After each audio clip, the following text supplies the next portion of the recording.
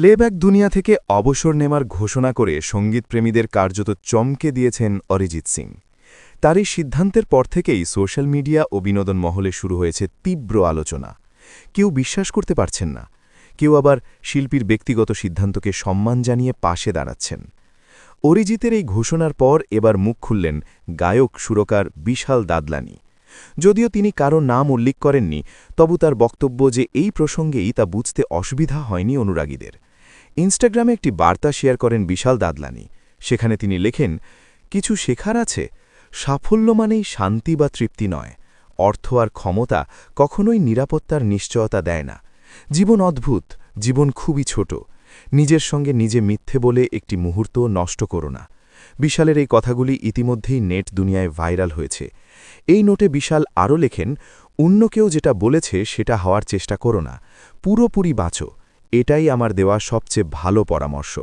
তার এই বক্তব্য অনেকের কাছেই যেন আজকের সময়ের শিল্পীদের মানসিক চাপ, প্রত্যাশার বোঝা আর আত্মপরিচয়ের লড়াইয়ের প্রতিচ্ছবি হয়ে উঠেছে।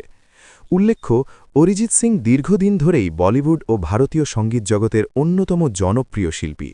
একের পর এক সুপারহিট গান, অসংখ্য পুরস্কার এবং কোটি কোটি অনুরাগী থাকা সত্ত্বেও হঠাৎ তার অবসরের সিদ্ধান্ত স্বাভাবিকভাবেই প্রশ্ন তুলেছে। সাফল্যের আড়ালে কি ক্লান্তি, মানসিক চাপ বা আত্মসংঘাত লুকিয়ে থাকে? বিশালের বক্তব্য সেই দিকেই ইঙ্গিত করছে বলে মনে করছেন অনেকেই।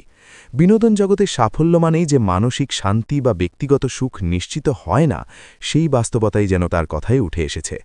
অনেকে আবার বলছেন, এই মন্তব্য শুধুই অরিজিতের প্রসঙ্গেই নয়, বরং গোটা সমাজের জন্যেই এক গুরুত্বপূর্ণ বার্তা।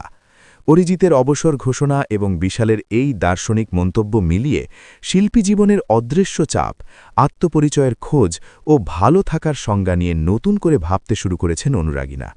এখন দেখার, ভবিষ্যতে অরিজিৎ নিজে তার সিদ্ধান্ত নিয়ে আরও কি বলেন এবং এই আলোচনা সঙ্গীত জগতে কী প্রভাব ফেলে।